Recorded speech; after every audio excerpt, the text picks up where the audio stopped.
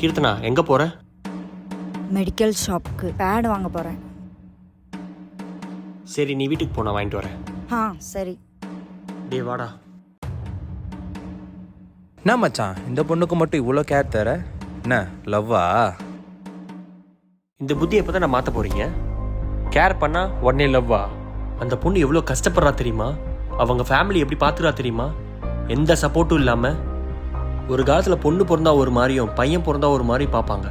இருக்கிற விலைவாசிக்கு எப்படா கட்டி கொடுப்போன்ட்டு.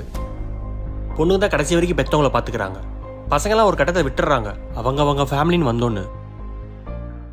நம்ம ராஜி அவங்க அப்பாவுக்கு அவள் தான் ஆட்டோ வாங்கி கொடுத்தா, அவளே சம்பாரிச்சு. நம்ம பவி அவங்க ஃபேமிலிக்கு அவள் தான் ஃபுல் சப்போர்ட்டாக இருக்கா. இவ்வளோ ஏன் என் அம்மா உயிருக்கு உத்தரவாதம் இல்லைன்னு டாக்டர் சொல்லியும் ரீப்ளான் பண்ணி பொண்ணு தான் வேணும்னு பெற்றுக்கிட்டாங்க. ஏன்டா பொண்ணு பிறந்துச்சோன்னு காலம் போய் பொண்ணு பிறக்காதன்ற ஏங்கிட்டு இருக்க காலம் வந்துருச்சு.